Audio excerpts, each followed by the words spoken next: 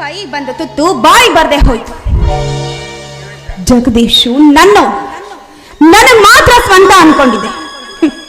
ಆದ್ರೆ ಜಗದೀಶು ನನ್ನ ತಂಗಿ ಗಂಡನ. ಹೇಗಾದ್ರೂ ಮಾಡಿ ಅವನನ್ನ ನಾನು ಪಡಿಬೇಕು. ಅವನು ನನ್ನ ತಂಗಿ ಗಂಡ. ಅವನಿಂದ ನಾನು ತೃಪ್ತಿ ಹೊಂದಬೇಕು. ರತಿ ಮನ್ಮಥರ ಸುಖ ಪಡಿಬೇಕು. ಗೆಸ್ ನಾನು ಮಾಡೇ ಮಾಡ್ತೇನೆ. ಜಯಶ್ರೀ, ಜಯಶ್ರೀ, ಓ ಅತ್ತಿಗೆ, ತಿಂಡಿ ತಿಂದ್ರ? ಏನು ತಿಂಡಿನ? ನಾನು ತಿನ್ನೋ ತಿಂಡಿಯನ್ನ ಮಣ್ಪಾಲ. ಇನ್ನು ತಿಂಡಿ ಎಲ್ಲಿಂದ ಬರ್ಬೇಕು?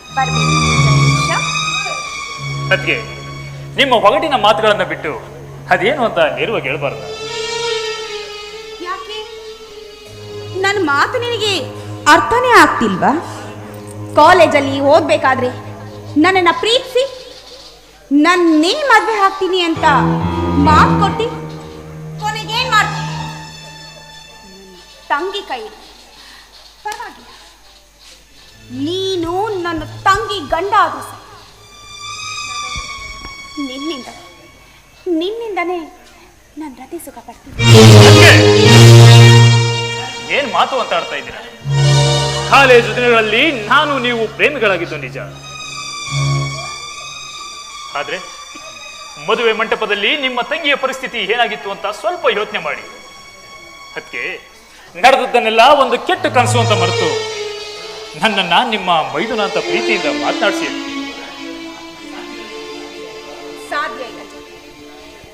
ಸಾಧ್ಯನೇ ಇಲ್ಲ. ನೋಡು, ನೀನು ನನ್ನ ತಂಗಿ ಗಂಡ ಆದ್ರೂ ಸರಿ. ನಿನ್ನಿಂದನೇ ನನ್ನ ಕಾಮುಡು ಮಬ್ಬು ಹರಿಬೇಕು. ನೋಡು, ನನಗೆ ನೀನು ಬೇಕು ಜಗದೀಶ. ನೀನಿಲ್ಲ ಅಂದ್ರೆ ನನ್ನ ಕೈಯಲ್ಲಿ ಇರಕ್ಕಾಗೋದಿಲ್ಲ. ನೋಡು, ಎಷ್ಟು ಪ್ರೀತಿ ಮಾಡಿದ್ವಿ. ಯಾಕೆ ಜಗದೀಶ್ ಇದನ್ನೆಲ್ಲ ಮರ್ತ್ಬಿಟ್ಟ? ನೀವು ನನ್ನ ಅಣ್ಣನ ಹೆಂಡತಿ, ಮೇಲಾಗಿ ಈ ಮನೆಯ ಗೃಹಿಣಿ. ಗೃಹಿಣಿಗೆ ತಕ್ಕನಾದ ಮಾತುಗಳನ್ನು ಆಡಬೇಕೆ ಹೊರತು ವ್ಯಭಿಚಾರ ಕಿಳಿಯುವಂತ ಮಾತುಗಳನ್ನು ಆಡಬಾರದು. ವ್ಯಭಿಚಾರಿನ? ನಾನು ಎಂದೋ ವ್ಯಭಿಚಾರಣೆ ಆಗ್ಬಿಟ್ಟೆ ಜಗದೀಶ್. ಮನ್ಸೊಬ್ಬನಿಗೆ ದೇಹ ಒಬ್ಬನಿಗೆ ಯಾವಾಗ ಅರ್ಪಿಸ್ತೀನಿ ಆವತ್ತು ಅಂದೇ ನಾನು ವ್ಯಭಿಚಾರಣೆ ಆಗೋದ್ನಲ್ಲ. ನೋಡು ಜಗದೀಶ, ಅದನ್ನೆಲ್ಲ ಯಾವುದನ್ನು ತಲೆ ಕೆಡಿಸ್ಕೋಬೇಡ. ನೋಡು, ನಾವು ಮೊದಲಿನ ಥರ ಕಾಲೇಜಲ್ಲಿದ್ದಾಗ ಪ್ರಣಯ ಹಕ್ಕಿಗಳ ಹಾಗೆ ಹಾಕಿದ್ವಲ್ಲ, ಆ ಥರ ಎಲ್ಲಾದ್ರೂ ದೂರ ಹೋಗಿ ಖುಷಿಯಾಗಿರೋಣ. ಬಾ ಜಗದೀಶ. ಏನ್ ಮಾತು ಅಂತ ಹಾಡ್ತಾ ಇದ್ದೀರಾ? ದೇವರಂತ ಅಣ್ಣನಿಗೆ ನಾನು ದ್ರೋಹ ಮಾಡೋದು ನನ್ನಿಂದ ಅದು ಖಂಡಿತ ಸಾಧ್ಯ ಇಲ್ಲ. ಖಂಡಿತ ಸಾಧ್ಯ ಇಲ್ಲ.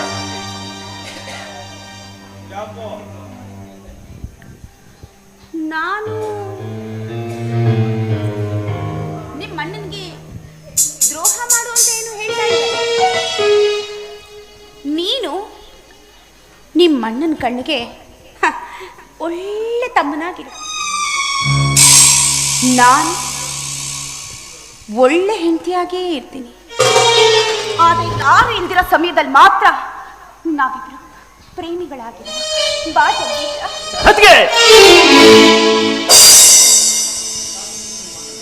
ಸಾಕು, ನಿಲ್ಲಿಸಿ ನಿಮ್ಮ ಅಸಹ್ಯವಾದ ಮಾತುಗಳನ್ನ. ಈ ನಿಮ್ಮ ಒಂದೊಂದು ಮಾತುಗಳನ್ನ ಕೇಳ್ತಾ ಇದ್ರೆ ನನ್ನ ಹೃದಯಕ್ಕೆ ಚೂರಿಯಿಂದ ಚುಚ್ಚದಾಗ ಆಗ್ತಾ ಇದೆ. ಅದಕ್ಕೆ ಬೇಡ, ಅದಕ್ಕೆ ಬೇಡ. ನಿಮ್ಗೆ ಕೈ ಮುಗಿದು ಕೇಳ್ಕೊತೀನಿ, ನಿಮ್ಮ ಈ ದುರ್ಬುದ್ಧಿಯನ್ನು ಬಿಟ್ಟು ನಮ್ಮ ಮನ ಬೆಳಗುವ ಜ್ಯೋತಿಯಾಗಿ, ಸತಿ ಸಂಸಾರದ ಜ್ಯೋತಿಯಾಗಿ, ಅದಕ್ಕೆ ಜ್ಯೋತಿಯಾಗಿ ನನ್ನ ತಾಯಿ ನೀವಾಗಬೇಕು. ಅದಕ್ಕೆ ಜಗದೀಶ, ನೀನು ತಾಯಿ ಎಂದ ಮಾತ್ರಕ್ಕೆ ನನ್ನ ಮನಸ್ಸಲ್ಲಿ ಉರಿತಿರೋ ಬೆಂಕಿ ಆರುತ್ತೆ ಅಂತ ತಿಳ್ಕೊಂಡಿದ್ಯಾ?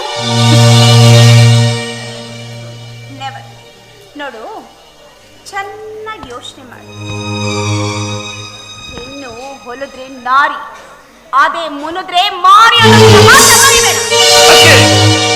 ಅದ್ಗೆ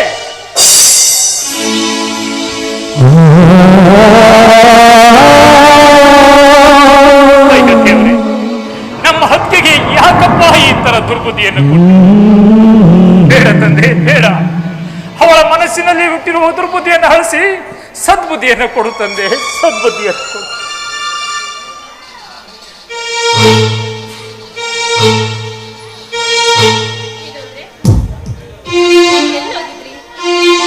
ಜಯ, ಇಷ್ಟೊತ್ತು ಹೊರಗಡೆ ಏನೇ ಮಾಡ್ತಾ ಇದ್ದೆ? ತಿಂಡಿ ತಿಂದ್ಯಾ ಜಯ?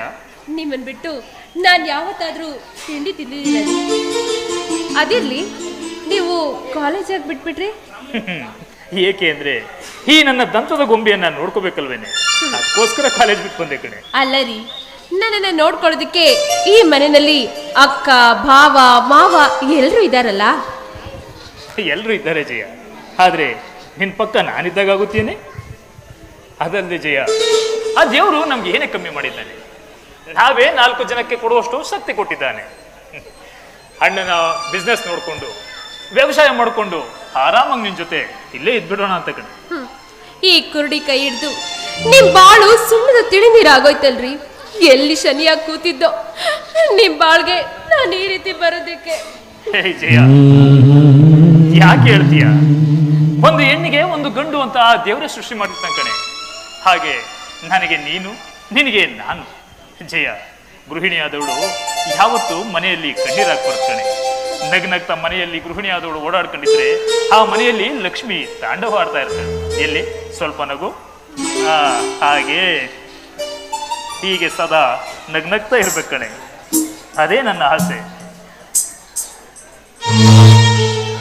ಜಗದೀಶ, ಅಪ್ಪ, ಯಾವಾಗಲೂ ಮಡದಿಯ ಮೈ ಜೊತೆನಲ್ಲಿ ಮೈ ಮರೆತ್ರೆ ಹೇಗೋ? ನೀನಿನ್ನು ಕಾಲೇಜಿನಲ್ಲಿ ಓದ್ತಾ ಇರೋ ಹುಡುಗ ಅಲ್ಲ. ನಿನಗೂ ನಿಂದೇ ಆದ ಒಂದು ಸಂಸಾರ ಅನ್ನೋದಿದೆ. ಫ್ಯಾಕ್ಟ್ರಿ ಹತ್ರ ಲೋಡ್ ಬಂದಿದೆಯಂತೆ, ಹೋಗಿ ಅನ್ಲೋಡ್ ಮಾಡಿಸು ಹೋಗಿ. ಸರಿನಪ್ಪ, ಹೋಗ್ತೀನಿ. ಅಪ್ಪ, ನಾ ತಿಂಡಿ ತಿಂದಿಲ್ಲ ಅಂತ ಜಯಶ್ರೀನು ಇನ್ನು ತಿಂಡಿ ತಿಂದೆ ಕಾಯ್ತಾ ಇದ್ದಾಳಪ್ಪ. ತಿಂಡಿ ತಿಂದ ಇಷ್ಟೊತ್ತು ಗಂಟೆ ಏನು ಮಾಡ್ತಾ ಇದ್ರಿ? ಅಪ್ಪ, ತೋಟದ ಹತ್ರ ಕಾಯಿ ಕೀಳೋಕ್ ಬಂದಿದ್ರಪ್ಪ. ಹಾಗೆ ನೋಡ್ಕೊಂಡು ಈಗ ತಾನೇ ಬರ್ತಾ ಇದ್ದೀನಿ. ಸ್ವಲ್ಪ ತಿಂಡಿ ತಿಂದು ಹೊಡ್ತೀನಪ್ಪ. ಹೊರಡು ಹೊರಡು, ಬೇಗ ಹೊರಡು. ಬಾಜಿ,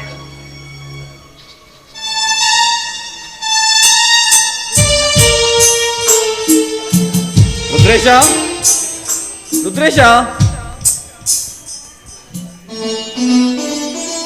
ಅಪ್ಪಾಜಿ ಕರೋದ್ರ? ಓನಯ್ಯ, ಹೆಂಡತಿ ಕರಿಯಪ್ಪ.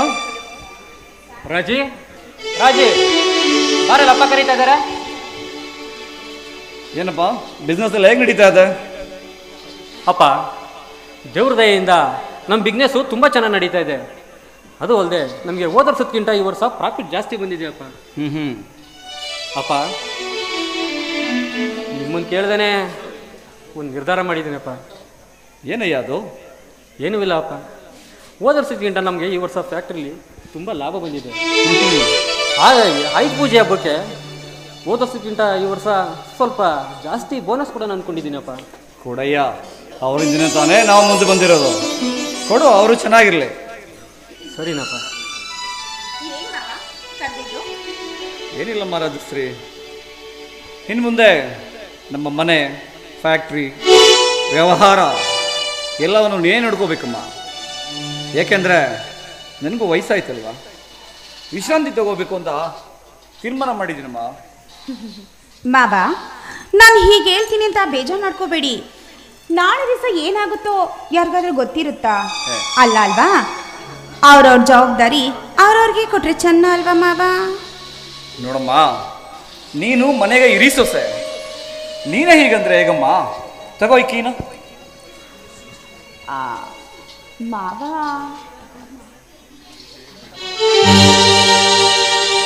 ಹಾವೆಂದು ತಿಳಿಯದೆ ಹಾಲೊರೆಯುತ್ತಿರುವ ಮನುಜ, ಈ ಮನುಜ. ಹಾವೆಂದು ತಿಳಿಯದೆ ಹಾಲೊರೆಯುತ್ತಿರುವ ಮನುಜ, ಈ ಮನುಜ.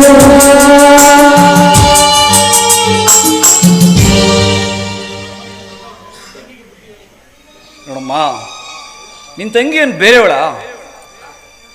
ಅವಳೇನು ತಪ್ಪು ಮಾಡಿದ್ರೆ ನೀನು ತಿದ್ದಿ ಬುದ್ಧಿ ಹೇಳೋ ಅಧಿಕಾರ ನಿನಗಿದೆ. ರುದ್ರೇಶ, ಅಪ್ಪ ಮನೆಗೆ ಹಿರಿಯನಾಗಬೇಡ, ಹಿತ್ತಲ ಬಾಗಿಲಿಗೆ ಕದವಾಗಬೇಡ ಅನ್ನೋ ಹಾಗೆ ಎಲ್ಲ ಜವಾಬ್ದಾರಿನೂ ನನ್ನ ತಲೆ ಮೇಲೆ ಹಾಕಿದ್ರೆ ನಾನು ಹೇಗಪ್ಪ ನಿಭಾಯಿಸೋದು?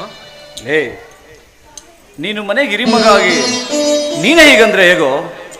ಜಗದೀಶ ಇನ್ನು ಕಾಲೇಜ್ನಲ್ಲಿ ಓದ್ತಿದ್ದ ಹುಡುಗ ಕಣೋ, ಅವನಿಗೆ ವ್ಯವಹಾರ ಜ್ಞಾನ ಇನ್ನೂ ಗರಿಯಕ್ಕೆ ಗೊತ್ತಿಲ್ಲ.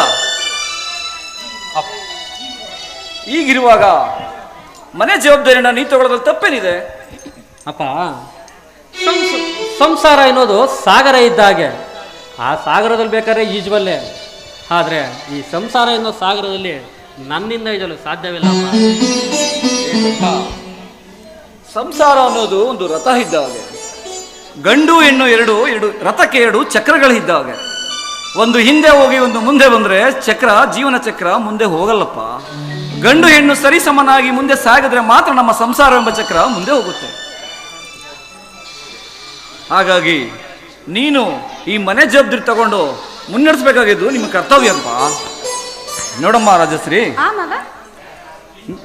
ಹೆಣ್ಣು ಬಾಲ್ಯದಲ್ಲಿ ತಂದೆ ತಾಯಿಗಳ ಅಧೀನ, ಯೌವನದಲ್ಲಿ ಗಂಡನ ಅಧೀನ, ಮುಪ್ಪಿನಲ್ಲಿ ಮಕ್ಕಳ ಅಧೀನ.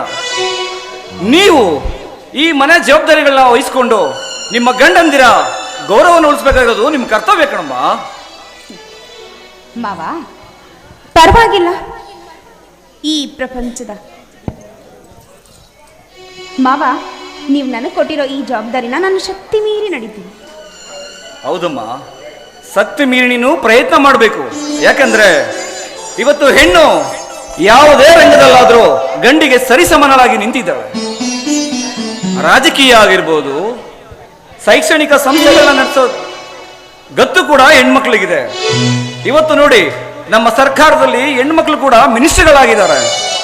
ಉದಾಹರಣೆಗೆ ನಮ್ಮ ದೇಶದ ರಾಷ್ಟ್ರಪತಿ ದ್ರೌಪದಿ ಮುರ್ಮು ಕೂಡ ಒಂದು ಹೆಣ್ಣಲ್ವೇನಮ್ಮ?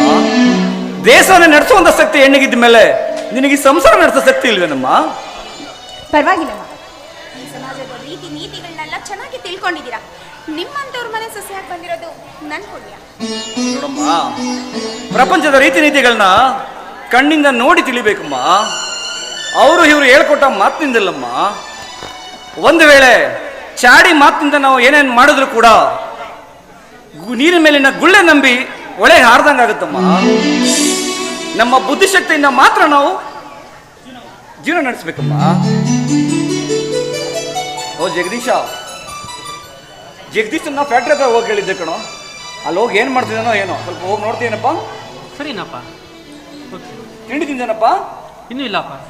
ಮಾ, ಅವನಿಗೆ ತಿಂಡಿ ತಿನ್ಸಿ ಕಳ್ಸಮ್ಮ. ನನ್ನ ಫ್ರೆಂಡ್ಸ್ ಬಂದಿದ್ದಾರೆ, ನಾನು ಮದ್ದೂರು ತಿನ್ಕೋತೀನಿ. ಅಲ್ಲ ಮಾವ, ನಾವು ನಿಮಗೋಸ್ಕರ ಪ್ರೀತಿಯಿಂದ ಮಾಡಿರ್ಬೇಕಂದ್ರೆ ನೀವು ನಿಮ್ಮ ಫ್ರೆಂಡ್ಸ್ ಜೊತೆ ತಿಂತೀರಾ? ನೋಡಮ್ಮ, ಫ್ರೆಂಡ್ಸ್ಗಳು ಬಂದು ತುಂಬ ದಿನ ಆಗಿತ್ತು, ಮದ್ದೂರಲ್ಲಿ ಕಾಯ್ತಾ ಇದ್ದೀವಿ, ಬಾ ಅಂತ ಫೋನ್ ಮಾಡಿದ್ರಿ ಕಣಮ್ಮ, ಅದಕ್ಕೆ ನಾನು ನೋಡ್ತೀನಿ. ಸರಿ ಮಾವ. ಏನಮ್ಮ? ಅದೇ ಮಾವ, ಮುಖ್ಯನ ಸರ ತಂದ್ಕೊಡ್ತೀನಿ ಅಂತ ಹೇಳಿದ್ರಿ. ಓ, ಮರ್ತೇ ಹೋಗಿತ್ತಮ್ಮ. ಮೊನ್ನೆ ಕಬ್ಬನ್ ದುಡ್ಡು ಬಂದಿತ್ತು, ಹೆಂಗೆ ಹೆಂಡತಿಗೆ ಮುತ್ತಿನ ಸರ ಮಾಡಿಸ್ಕೊ ಬಂದಿದ್ದೀವಿ ಕಣ. ಓ, ತುಂಬ ಖುಷಿ ಆಯ್ತಪ್ಪ. ತೋಪ ಹಾಕು.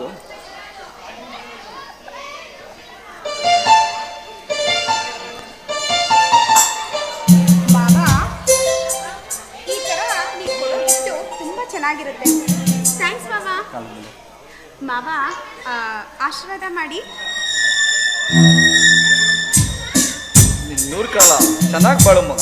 ಆಯ್ತು ಮಾವ. ಬರ್ತೀನಪ್ಪ, ಬರ್ತೀನಿ ಕಣ. ಅವ್ನು ತಿಂಡಿ ತಿನ್ಸಿ ಕಳ್ಸಮ್ಮ. ಓಕೆ ಮಾವ, ಸಂಜೆ ಬೇಗ ಬಂದ್ಬಿಡಿ. ಆಯ್ತಮ್ಮ. ನಿಮ್ಗೋಸ್ಕರ ಮುದ್ದೆ ಉಪ್ಸಾರು ಮಾಡಿರ್ತೀನಿ. ಸರಿ ಅಮ್ಮ.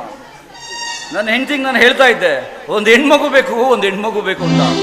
ಆದ್ರೆ ಆ ದೇವರು ನಿನ್ನಂತ ಸೊಸೆಯನ್ನ ಕೊಟ್ಟು ನನಗೆ ಮಗಳಿಲ್ಲ ಅನ್ನೋ ಕೊರತೆ ನಾನು ನೀಗಿಸ್ಬಿಟ್ಟಿದ್ದೇನಮ್ಮ. ಆಯ್ತು ಮಾವ. ಸರಿಮ್ಮ, ಬರ್ತೀನಿ.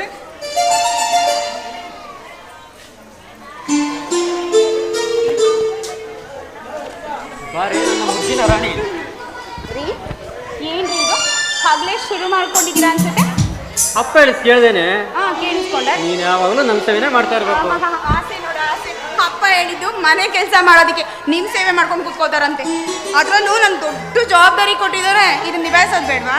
ಚಿನ್ನ ಚಿನ್ನ ಅಂದ್ರೆ ಬೆಳಗ್ಗೆ ಚಿನ್ನ ಕೊಟ್ಟು ಕಳಿಸ್ಬೇಕು. ಆ ಜವಾಬ್ದಾರಿ ಜೊತೆಲಿ ನನ್ನನ್ನು ನೋಡ್ಕೋಬೇಕು ಅಂತಲೂ ಕೂಡ ಹೇಳಿದ್ರಲ್ಲ, ನಿನಗೆ ಅರ್ಥ ಆಗಲಿಲ್ಲ ಕಣೆ ನಮ್ಮ ಅಪ್ಪ ಹೇಳಿದ್ದು.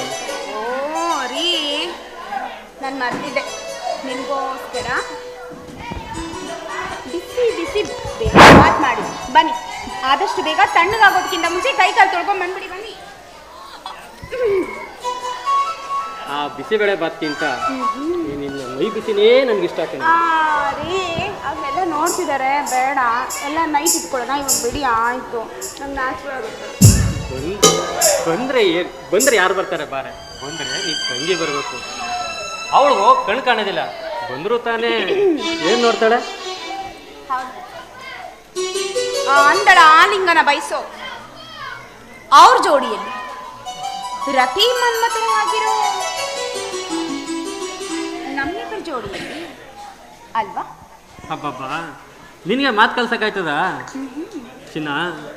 ಈ ನಿನ್ನ ಮುಖ, ಮಿನುಗುವ ನಯನಗಳು, ಅದರುವ ತುಟಿಗಳು, ಮಿಂಚಿನಂತೆ ನಾಟ್ಯವಾಡುವ ಈ ನಿನ್ನ ಮುಂಗುರುಳು, ಬಾಕಿ ತಬ್ಬ ಬೇಕೆನ್ನುವ ನಿನ್ನ ಮೈಮಾಟ ನೋಡ್ತಾ ಇದ್ರೆ ಎಂತರೂ ಹುಚ್ಚಿಡಿಸಿದ ಕಣೆ.